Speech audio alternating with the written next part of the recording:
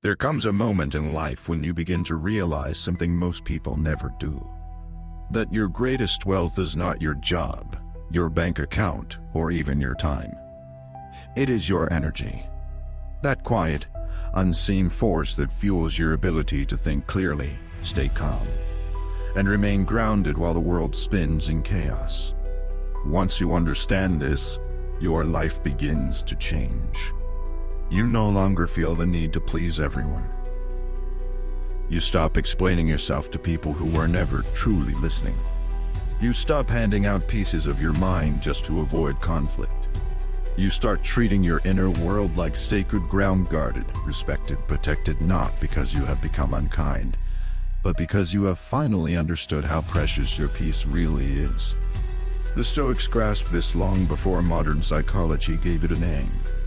They knew that the most powerful person is the one who has mastered himself.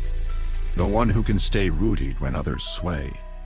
The one who protects the flame of his spirit from every gust of insult, chaos, or noise. This is not about pushing people away in bitterness. It is about standing in serenity with wisdom. It is about becoming the kind of person who walks into a room and carries silence like a shield. Who does not need to raise his voice to be heard or argue to be respected. Who understands that protecting your energy is not a luxury. It is your responsibility. And in this noisy, demanding world, it might be the only way to stay sane.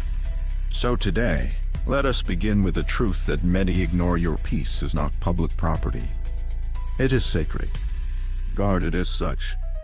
Silence, that rare space where your thoughts settle and your breath steadies, is not emptiness. It is power. A calm mind is not passive. It is disciplined. But many of us were raised to believe that being a good person means being endlessly available. That kindness means allowing anyone to vent, unload, or disrespect us, so long as we remain understanding.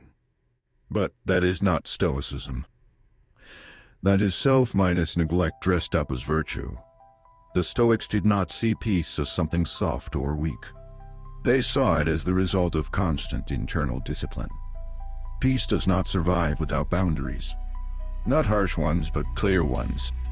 You do not need to yell to protect your energy. You only need to stop giving it to people who treat it like it is disposable. Think of your inner world as a garden. The more you let people stomp through it without care, the less it thrives. The more time you spend cleaning up the emotional footprints of others, the less time you have to grow what truly matters: your focus, your purpose, your sense of self. And here is something most people do not want to hear: not everyone deserves access to your energy. Just because someone wants a piece of your time does not mean they are entitled to it. Peace does not come from being liked. It comes from being aligned with your values, your rhythm, your priorities. If someone disrupts that alignment, you do not owe them an explanation. You owe yourself the honesty to walk away. The most powerful exits are not dramatic. They are quiet. They do not need applause or approval. Just clarity. You can love someone and still step back. You can respect someone and still say, "Not in my space. Not in my mind." You can be kind without being constantly available. You can be generous without being drained. The Stoics knew that energy, like time and money, must be spent with intention. If you're not choosing who enters your peace, then you are surrendering it. Here is a practice. Visualize your inner world as sacred land. Walk through it in your mind. Know the places where you feel most calm. Know the things that make you restless. And most importantly, remember who you become when you abandon your own boundaries. That tired, resentful, scattered version of you is not your truest self. It is your warning sign. So the next time someone brings drama, guilt, or chaos to your doorstep, pause and ask yourself, would I let this energy into my home? Once you recognize that your peace is sacred, you stop defending it with noise and start preserving it with silence. You stop waiting for others to change and start choosing yourself quietly without guilt. That is not selfish. That is strength. And in truth, it is the most stoic decision you can make. If this message moved you, share it with someone who needs it. Subscribe for more truths that shift your perspective. There is a strange reflex built into us as humans. When someone throws emotional bait our way, disrespect, gossip, passive aggression, we feel compelled to react. As if every insult must be defended. Every provocation must be answered. Every misunderstanding must be corrected. But the Stoics saw through this trap long ago. They understood that not every battle is worth entering. And more importantly, not every emotional invitation deserves a response. Have you ever found yourself in the middle of an argument, only to realize halfway through that it was never about resolution? That the other person never wanted clarity, only chaos? There are people who feed on conflict like fuel. The moment you react, they win. Because it was never about who was right. It was about robbing you of your peace. Epictetus warned us with piercing clarity: if someone succeeds in provoking you, realize that your mind is complicit in the provocation. What he meant is simple but hard to swallow. Your reaction is not their responsibility. It is your choice. And if you feel dragged into emotional drama, you were not pulled, you walked in. Even if unconsciously. But once you become aware of this, everything changes. You can observe without absorbing. You can witness someone else's storm without making it your mission to fix it, or worse, to match it. There is a profound strength in restraint. Not the kind of restraint that bottles things up, but the kind that pauses, breathes, and chooses stillness over struggle. Each day, you will meet people who try to bait you. Some will do it with direct confrontation.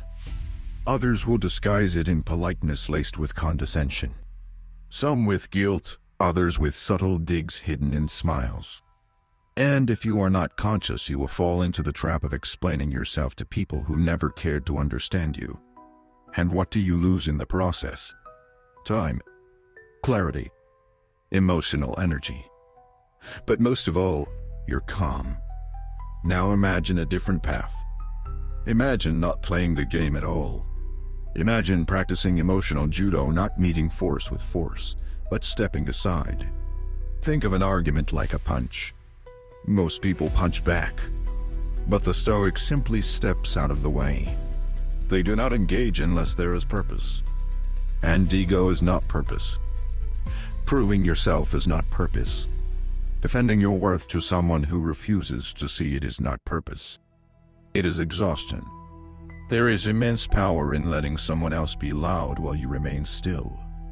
In staying calm when chaos is expected. Imagine how unsettling that is to someone who is trying to provoke you. They raise their voice and you lower yours. They demand a reaction and you offer silence. They expect escalation and you bring peace. Suddenly, they lose control. Because their entire strategy depended on you abandoning yours. This is not passivity. This is mastery. There is a difference between weakness and wisdom.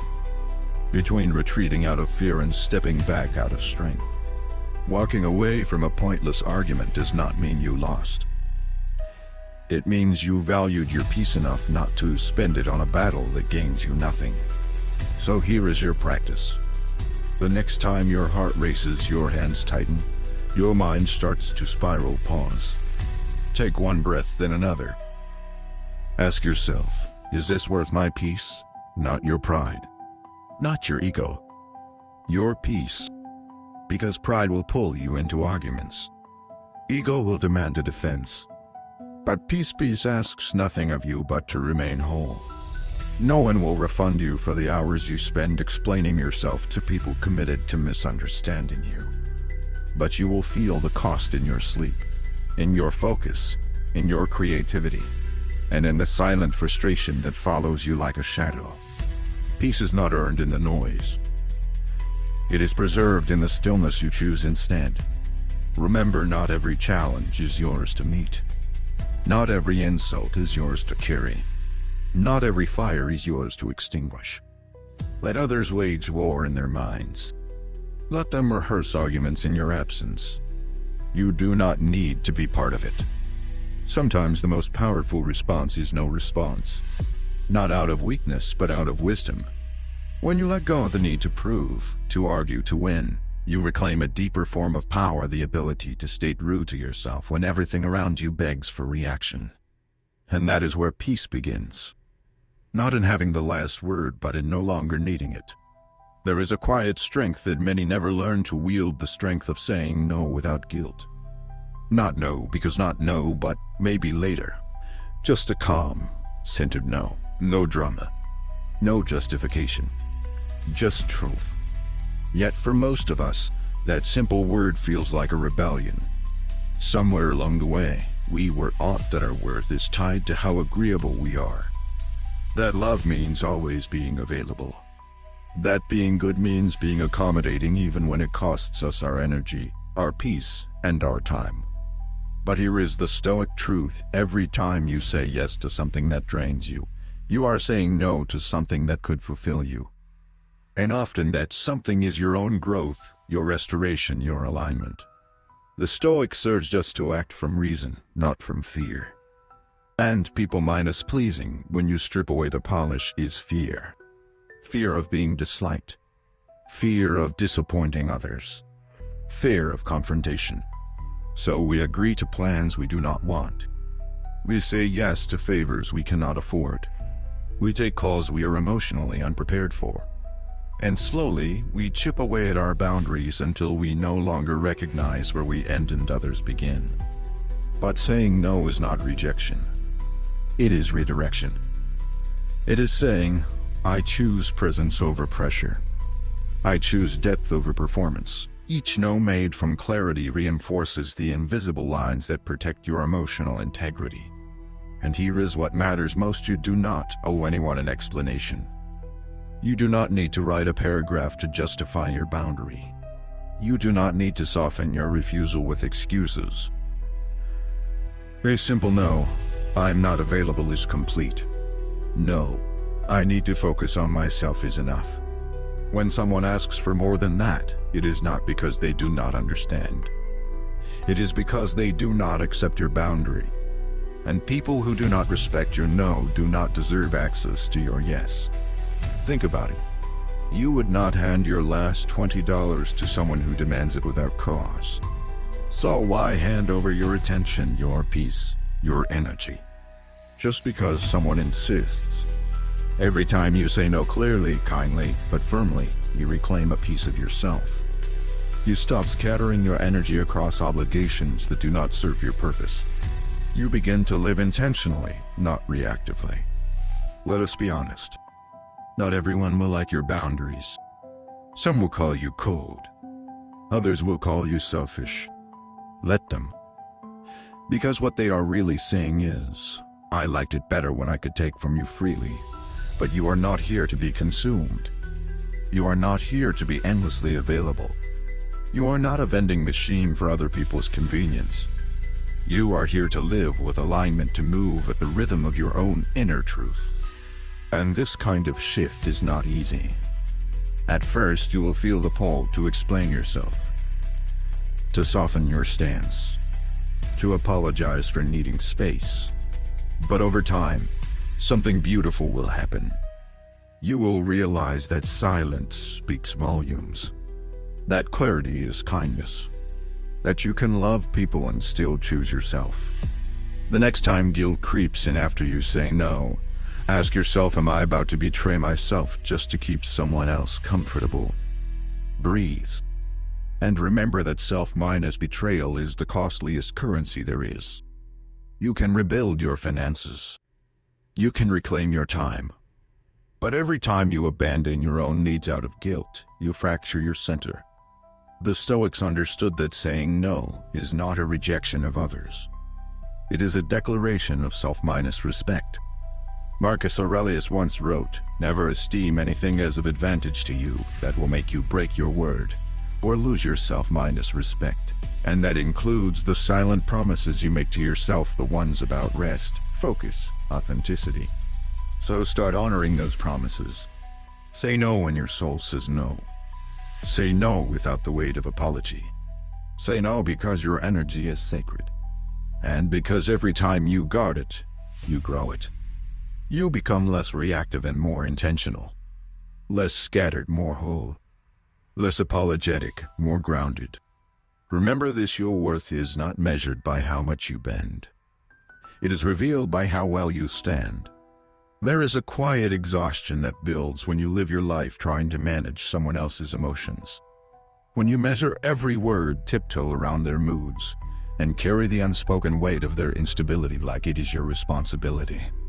You wake up bracing for storms that are not yours.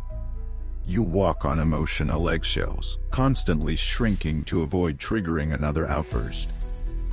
And slowly, without even noticing, you lose yourself not in a dramatic collapse, but in small, daily surrenders of your truth. But the Stoics would tell you this with clarity: their chaos is not your mission. Their mood is not your weight to carry. Their emotional instability is not your cross to bear.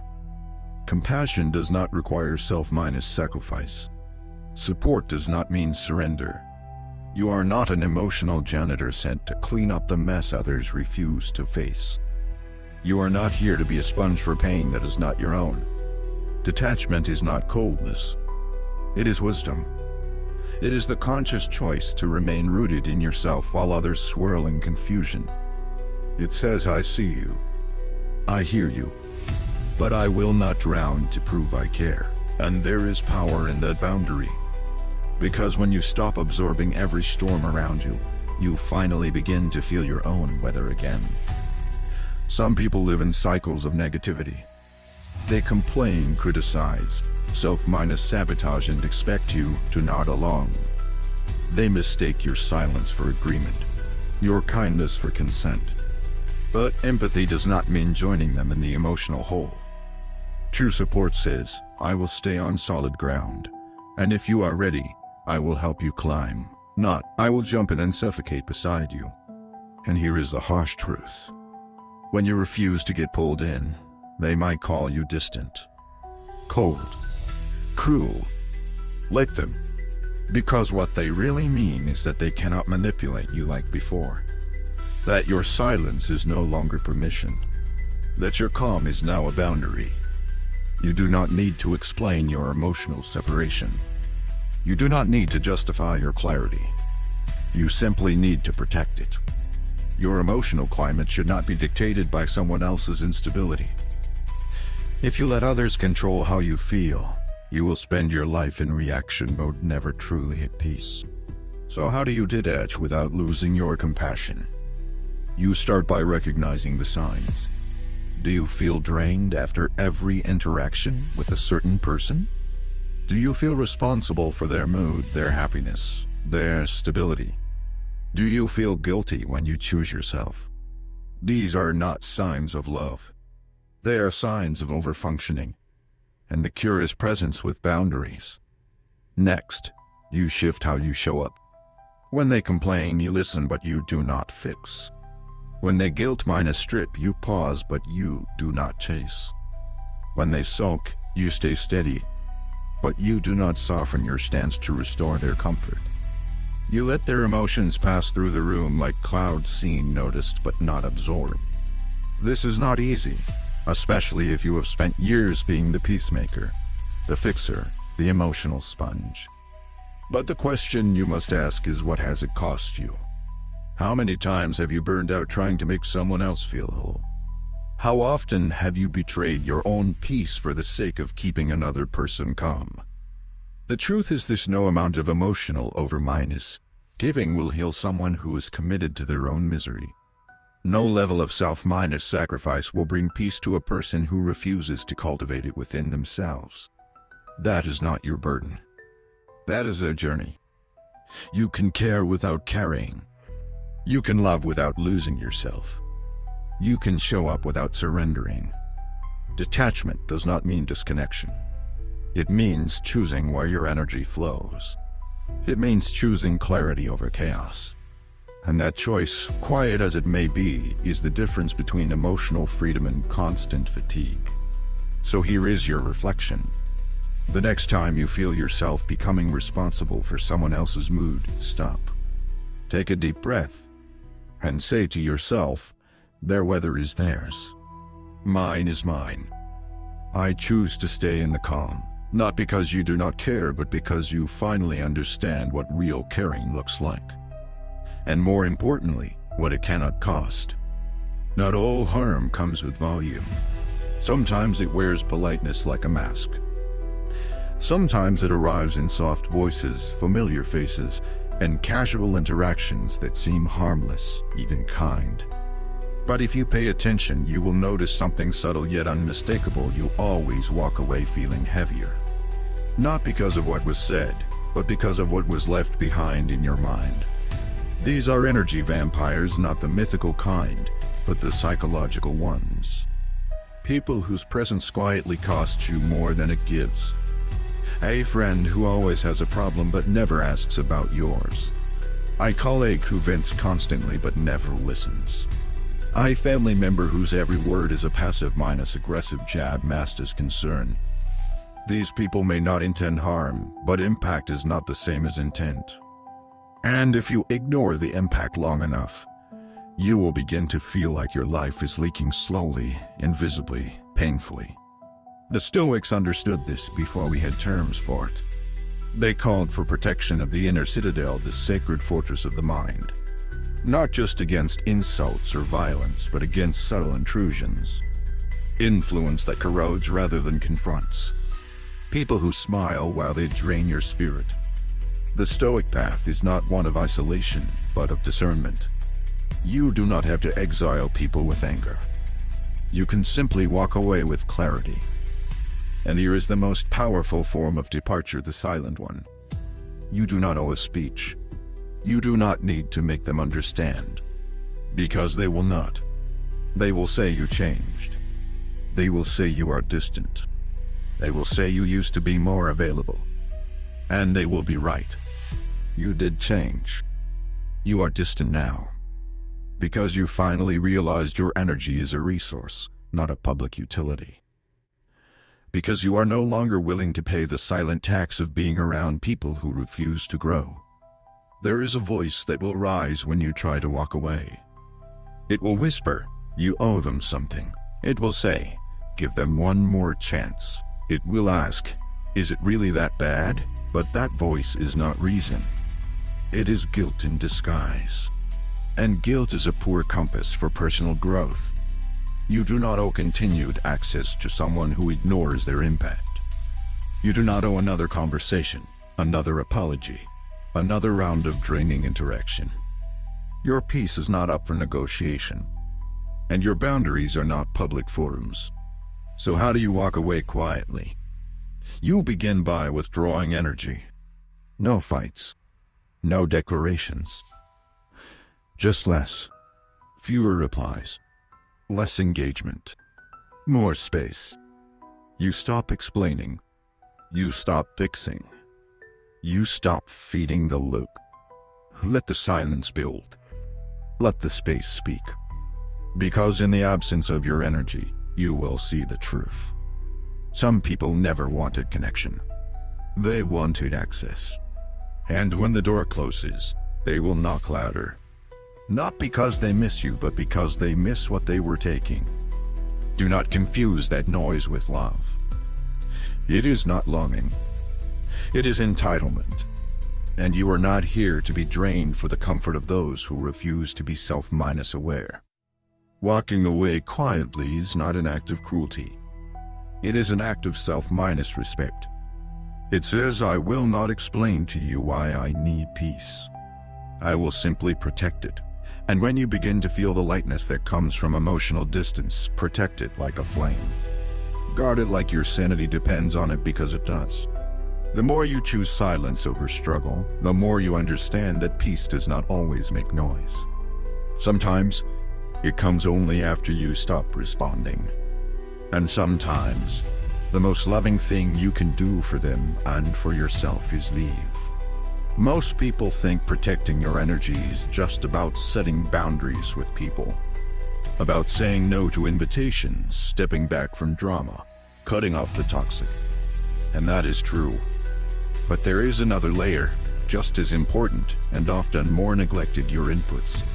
What you allow into your mind, your senses, your thoughts when no one else is watching. Your screens, your feeds, your late-night scrolling. The background noise that becomes foreground anxiety. These things are not passive. They are not harmless. They are instructions to your nervous system. Quiet teachers that train your thoughts when your guard is down. The Stoics knew this, even in a world without smartphones. They practiced discipline of attention, because they understood that what you feed your mind, you become. Your thoughts shape your emotions. Your emotions fuel your behavior. Your behavior builds your character. It all begins with what you allow in. Today we live in a world drowning in inputs. Endless streams of content, headlines engineered to trigger fear, platforms built on outrage and comparison. You do not even notice it at first. One article, one clip, one heated comment section. But over time, you feel the difference. You become more reactive, more restless, more scattered. And the worst part?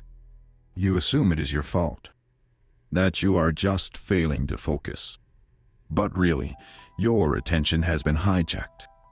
You cannot create calm with chaotic input.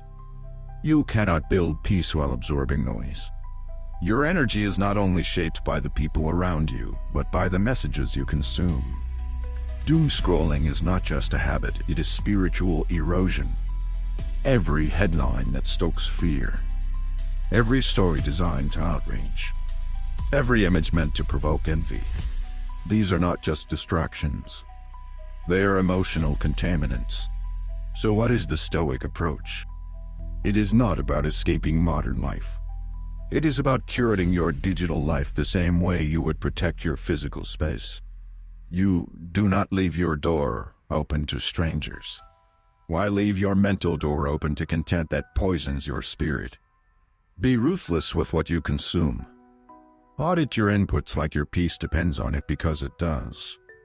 Ask yourself, who do I listen to every day? Whose voices shape my thoughts? What do I see in the first and last minutes of my day?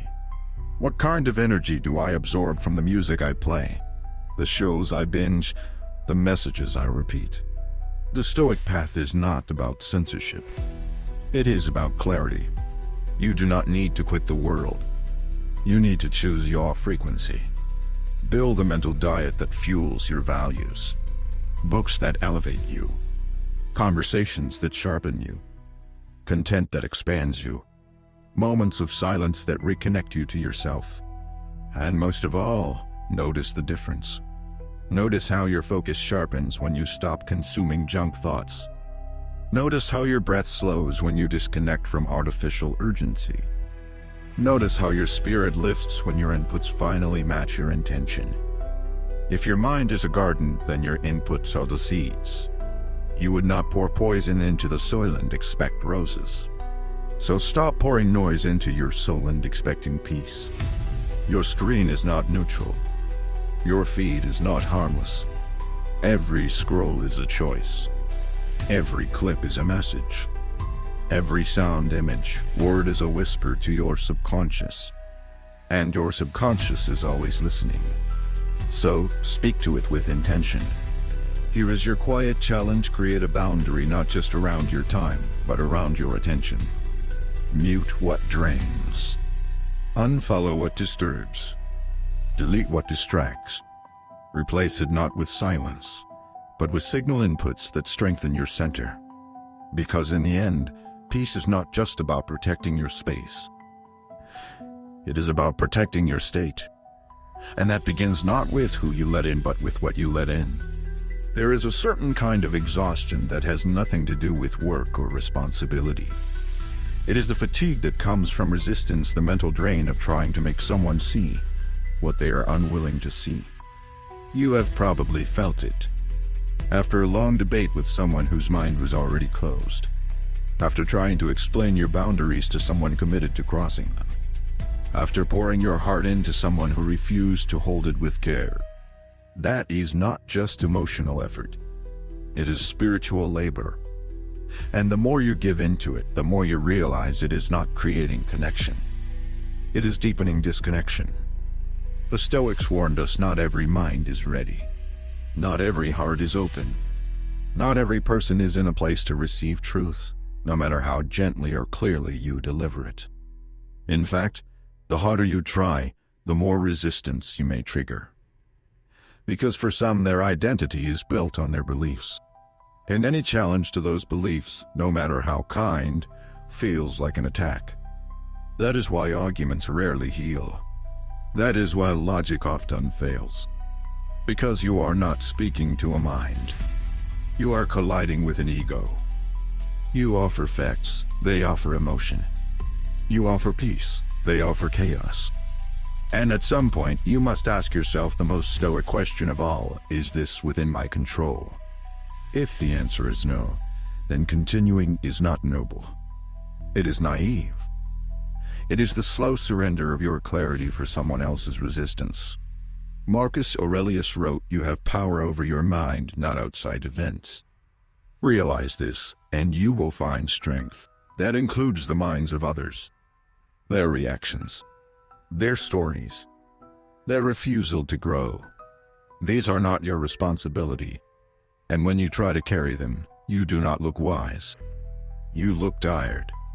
The most common form of wasted energy is trying to convince someone who is not open. You keep showing up. You keep repeating yourself. You keep hoping they will change. But they do not. Because they are not listening. They are defending. And the more you push, the more they retreat. So what do you really gain? What are you actually building? Nothing but resentment. There is a freedom that comes when you release the need to be understood. A peace that arrives when you stop explaining yourself to those who are not listening. You begin to conserve your energy for those who are open, for those who are willing, for those who are ready. You do not throw seeds on concrete and expect growth. You find fertile ground. You wait for the right season. That does not mean you become silent forever. It means you become strategic. You speak when it is time. You share when it is safe. You stop offering wisdom like candy to those who only want validation. Because not everyone wants truth. Some want comfort. Some want agreement. Some want control. And trying to help them will only drain you. So what do you do instead? You shift the question. Instead of asking, "How do I make them see?" ask. You step out. You let them live their story. Even if that story is filled with denial, blame, or misunderstanding. There is power in walking away without needing closure. Power in releasing someone to their illusions without guilt. Power in knowing that your peace does not depend on them seeing your value. That your clarity is not reduced by their confusion. That your boundaries are not invalid just because they refuse to honor them. The more you practice this, the more you realize that silence is not weakness. It is discernment. That retreat is not surrender. It is self preservation. And that your energy, like your time and your love, must be earned, not demanded. The Stoics were not emotionalists. They were precise. They knew that life is short, and spending it in emotional tug-of-war is not strength. It is self-sabotage. Seneca wrote, "He who suffers before it is necessary suffers more than is necessary." Trying to change someone who does not want to change is suffering before it is necessary. You will be misunderstood. You will be judged unfairly. You will be painted as distant, as arrogant, as cold. But that is not your burden. That is the price of clarity in a world addicted to chaos. That is the cost of holding your shape in a culture that wants to bend you. So here is the challenge the next time you find yourself explaining the same thing for the third time. The next time you feel the familiar frustration of trying to get through to someone who is not listening, stop. Breathe. Ask, is this moving toward growth? Or am I just feeding resistance? If it is the latter, walk away. Not with bitterness, but with grace. Not because you gave up, but because you finally saw clearly. Your role is not to carry everyone to awakening. Your role is to stay awake yourself. Your silence does not mean you lost. It means you chose peace over pride, stillness over struggle, wisdom over ego. It means you are no longer spending your energy on trying to change the unchangeable. This is not apathy. This is alignment. You speak when your voice matters. You hold your truth without needing it to be approved. You let go of the tug minus war, and in doing so, you reclaim your strength. Because some minds are not ready. Some hearts are not open. And some people will only hear your silence. We live in a world that rewards reaction, where being loud is mistaken for being strong, where quick responses are valued more than thoughtful ones, where defending yourself at every turn is seen as necessary for survival. But there is another kind of strength, quieter, more profound. The kind that does not rush to speak. The kind that does not flinch at criticism. The kind that meets noise with stillness. That is the kind of strength the Stoics revered. Silence is misunderstood. People often think it means weakness. That is surrender. That you had nothing to say, so you stayed quiet. But to the Stoics, silence was not emptiness. It was presence. A deliberate choice. A shield that guards your clarity. A boundary that does not need to explain itself. Epictetus said, "It is not what happens to you, but how you react to it that matters." And sometimes, the most powerful reaction is none at all.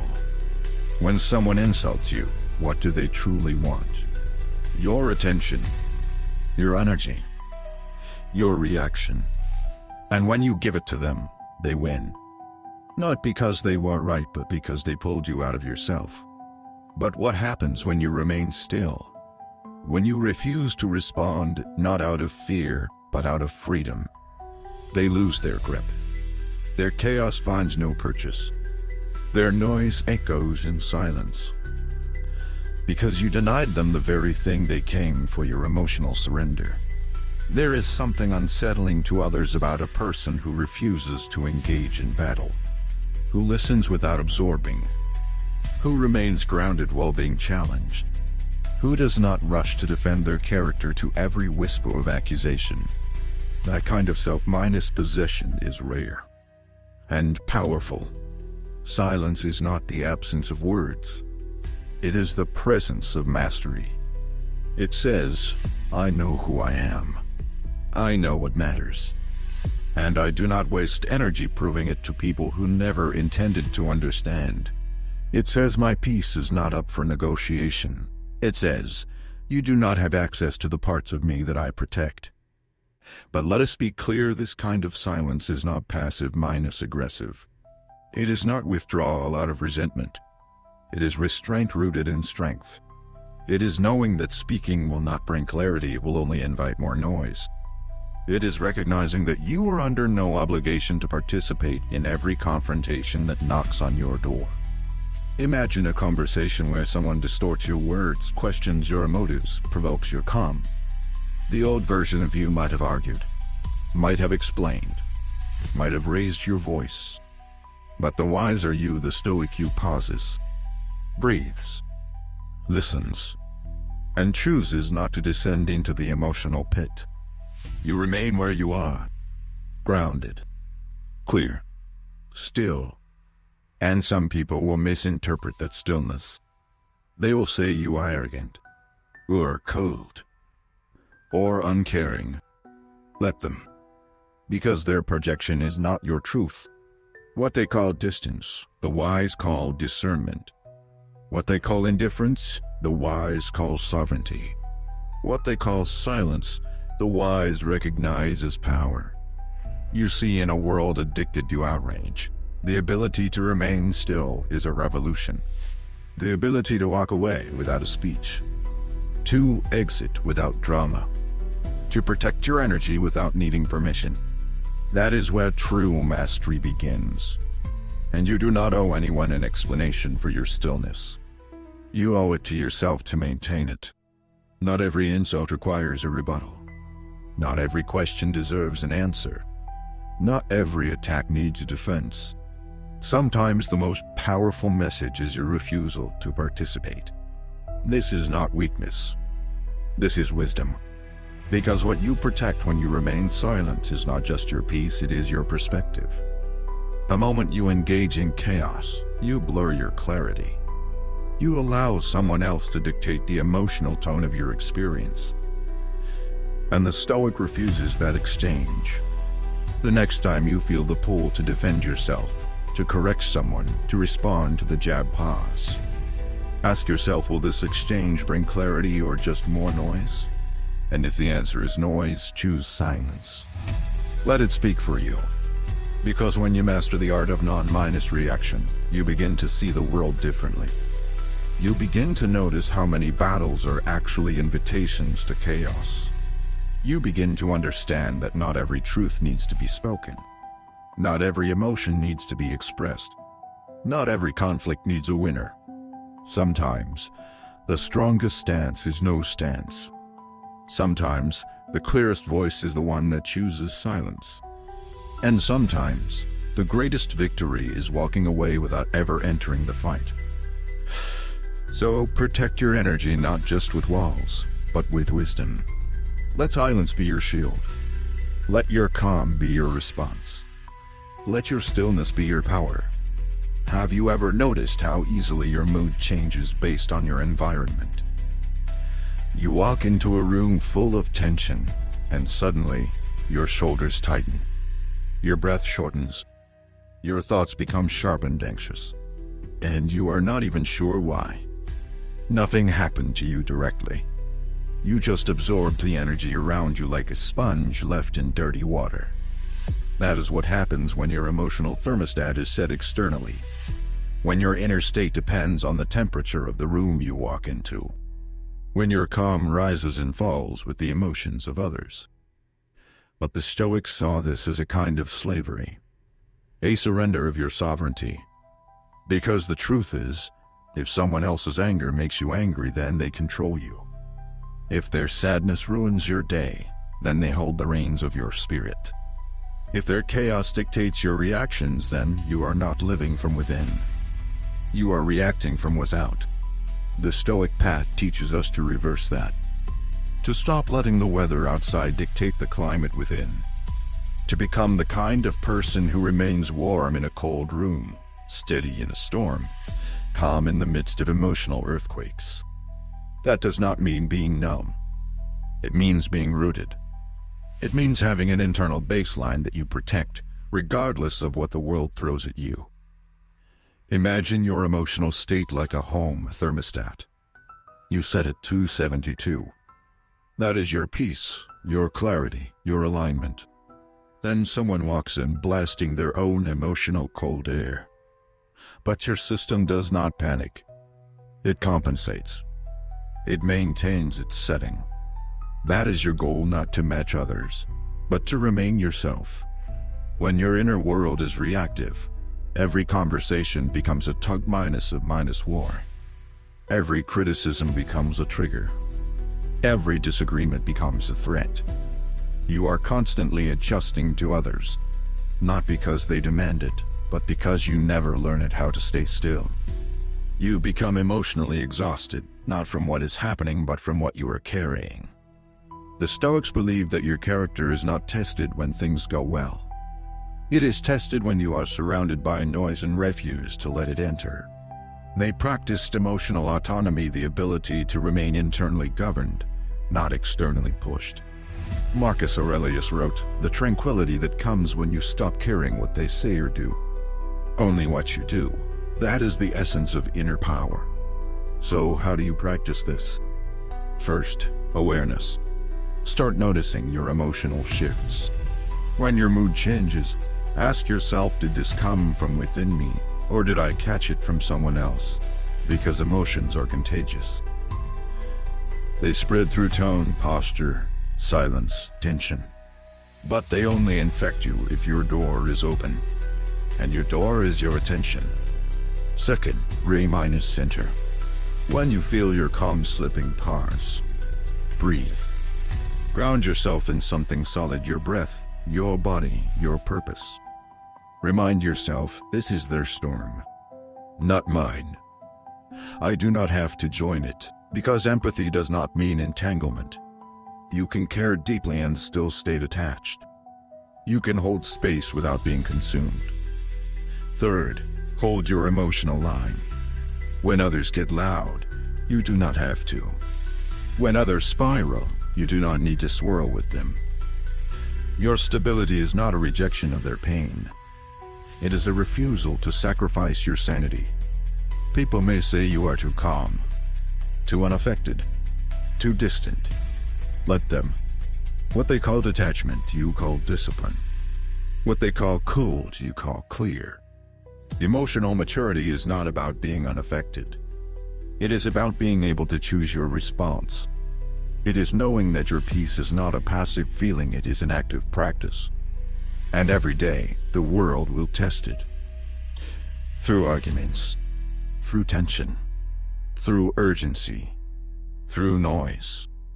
And each time you have the chance to either absorb the chaos or anchor the calm. And here is a truth that many overlook: emotional reactivity is often disguised as caring. You think, if I do not feel what they feel, I must not care. But that is a lie. True care does not mimic pain, it holds presence beside it. It says, I see you. I feel for you.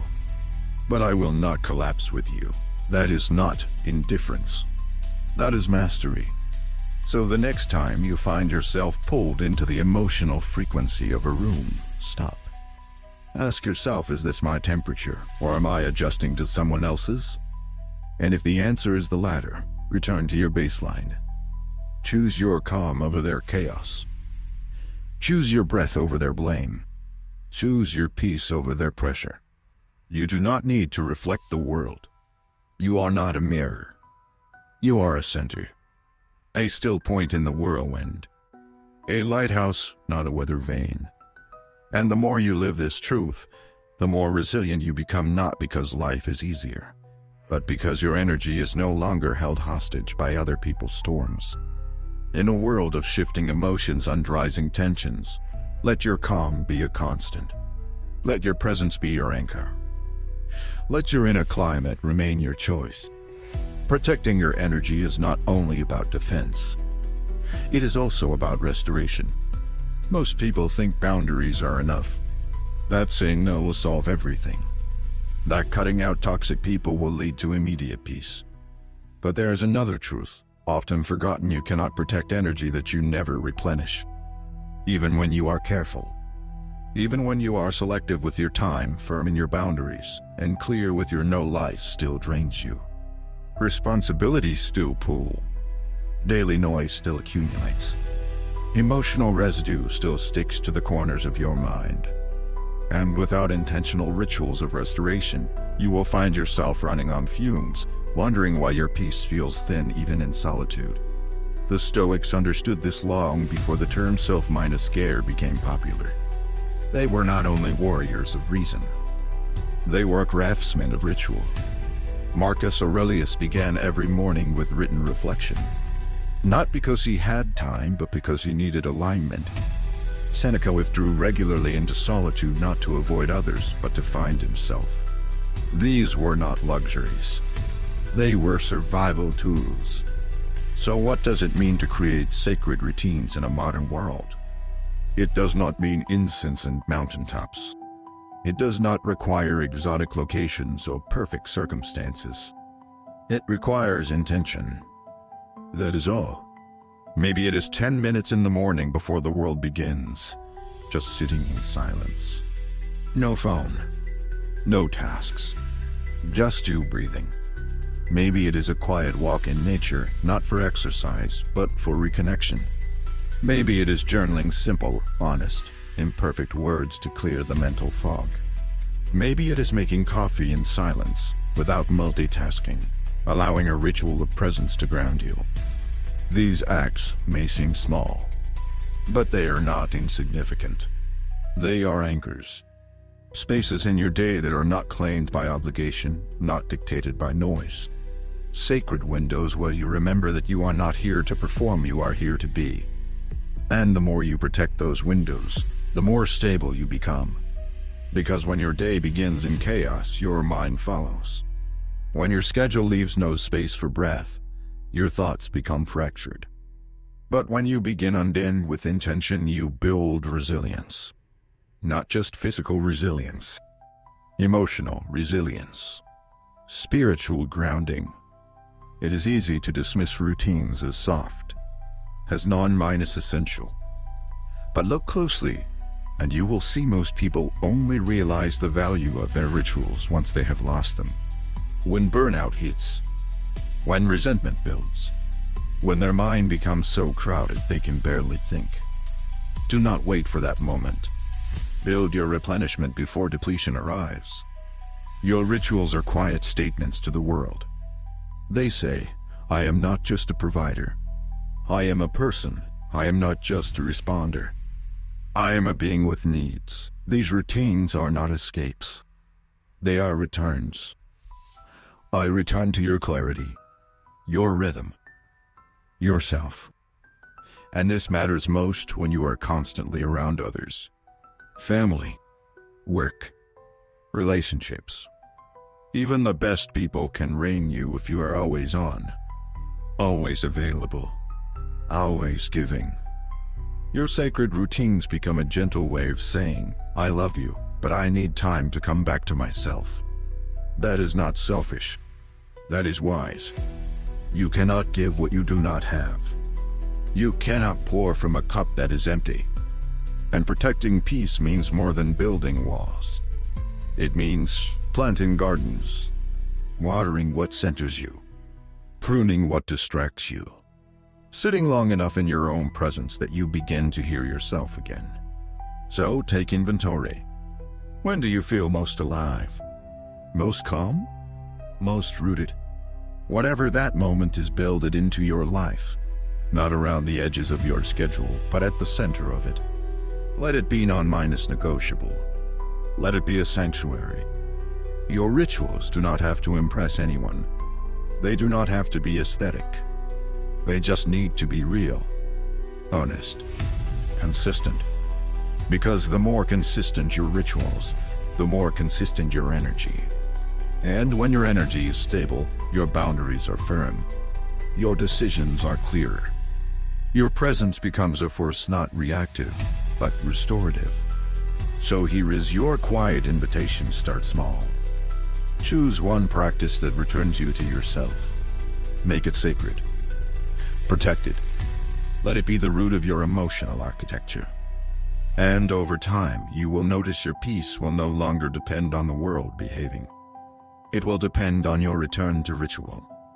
Because peace is not something you stumble into. It is something you prepare for. Quietly. Daily. Faithfully. There comes a point, not loud, not dramatic, but sobering, when you realize that peace is no longer possible in a certain space. That no matter how patient you have been, how kind your tone, how clear your boundaries, the environment itself has become incompatible with your well-being. It could be a relationship, a job, a friendship, a place you once called home. And the realization is not born of anger, but of clarity. That moment is not easy. In fact, it might be the hardest of all. Because it asks you to do what most people avoid their entire lives: to walk away. Not in rage, not in bitterness, but in quiet, unwavering self-respect. The Stoics never glorified suffering for its own sake. They did not equate endurance with virtue, if that endurance meant the erosion of one's soul. Seneca once wrote, "A wise man is content with himself, but not so much that he is willing to live among the wicked."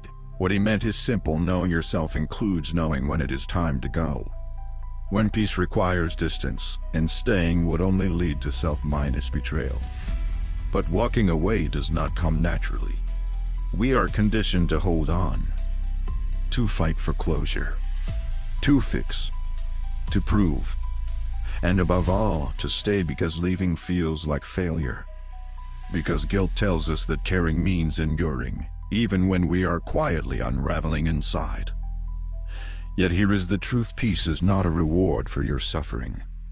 It is not a prize handed to those who tolerate the intolerable. Peace is a byproduct of alignment. And sometimes alignment means exit.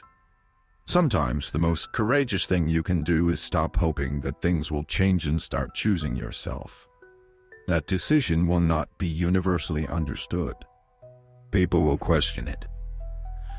They will say you gave up too soon, that you were too sensitive, that you should have tried harder. Let them. Their discomfort is not your burden. Their inability to grasp your journey does not make it less valid.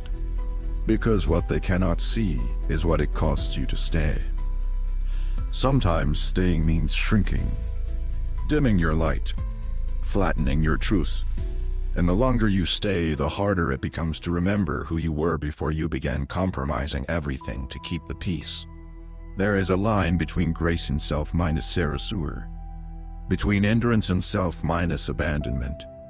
And that line is often crossed slowly, quietly, over time, until one day you wake up and realize, this is not me anymore.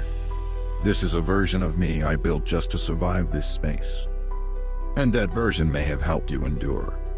But it was never meant to be permanent. Because you were not born to shrink for others' comfort. You were not designed to mold yourself into someone else's idea of acceptable. You are here to live in truth, in expansion, in peace. And when a space no longer allows for that, it is not disloyalty to leave. It is self minus respect. Walking away is not the end. It is the beginning. I return. A quiet coming home to yourself. The path may be lonely at first. There may be grief. There may be doubt. But eventually something else emerges: relief, space, breath. A lightness you forgot was possible. You begin to remember what it feels like to be whole. To wake up without tension. To speak without editing. To feel safe in your own presence. That is what you traded away in the name of loyalty. And now you are reclaiming it, not with rage, but with reverence. And you do not need to make a scene. You do not need to explain yourself 10 times. You do not need to ask for permission. The decision to leave can be quiet, clean, final, not out of spite, out of alignment. Because the truth is, you are not walking away from them. You are walking toward yourself. There is power in that. A power few will understand. A power that does not seek approval. It simply moves with clarity. So if you are standing at that threshold, uncertain, afraid, unsure, let this be your reminder: your peace is worth protecting. Even if no one else sees the danger. Even if others stay. Even if it means starting over. The longer you stay in a space that drains you, the more of yourself you will lose. And you were not born to be a casualty of someone else's comfort zone. Listen to the whisper inside you. The one that says, this is not it. Do not wait for things to get worse. Do not wait for a sign louder than your own exhaustion. You already know. And that knowing is enough. When peace becomes impossible, walking away is not failure. It is freedom. It is the moment you stop asking others to value your energy and start valuing it yourself. There is a shift that happens the day you stop waiting for others to protect your peace. The day you stop negotiating with chaos. The day you stop hoping that someone else will finally see your value, finally understand your boundaries, finally meet you halfway.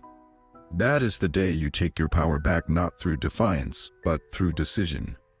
Because peace is not a passive reward handed to those who suffer long enough. It is a daily practice.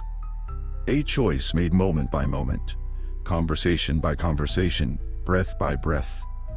It is the path of the Stoic, not cold, not detached, but deeply aware that true strength is not found in control over others, but in mastery over self. And the most essential mastery of all is over your energy. Everything you touch is influenced by your state, your relationships, your clarity, your creativity, your health. When your energy is low, scattered, constantly depleted, nothing flows. But when it is protected, restored, and honored, everything begins to align. That is not magic. That is cause and effect. The Stoics knew that you do not have to respond to everything. That silence can be a shield. That walking away can be a statement. That boundaries do not need to be justified to be real. They practiced restraint, not because they were emotionalists, but because they understood the cost of being reactive. They knew that the world will always be chaotic, but remind your spirit that is sacred ground.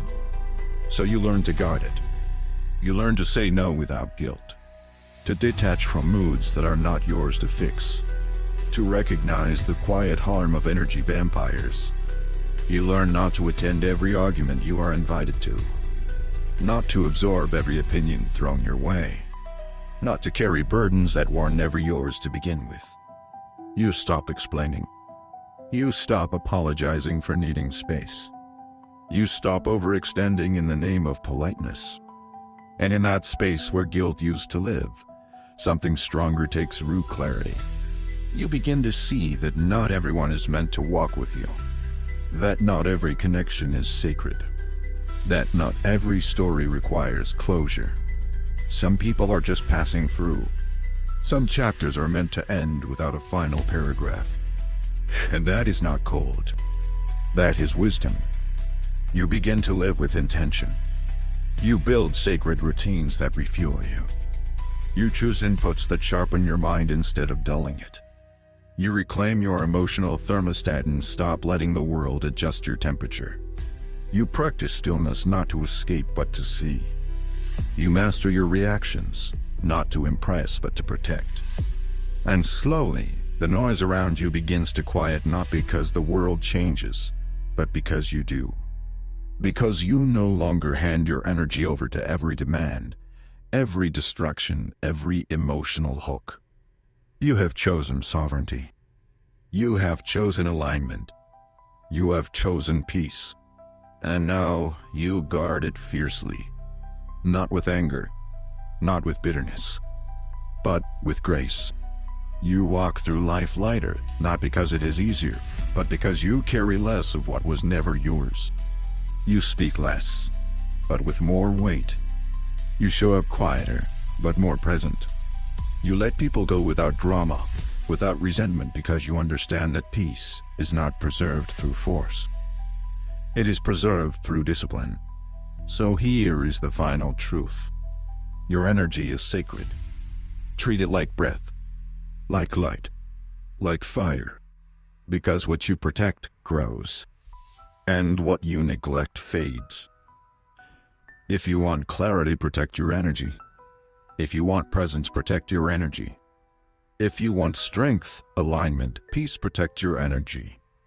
And when in doubt, when the noise rises again, when the world asks more of you than you can give, return to the core. That still place inside you, untouched, unshaken, untamed. Return there, and begin again. If this message helped you reconnect with that place, share it with someone who needs the same reminder. Subscribe for more reflections that build your strength from the inside out. Until next time, guard your peace fiercely, quietly, unapologetically.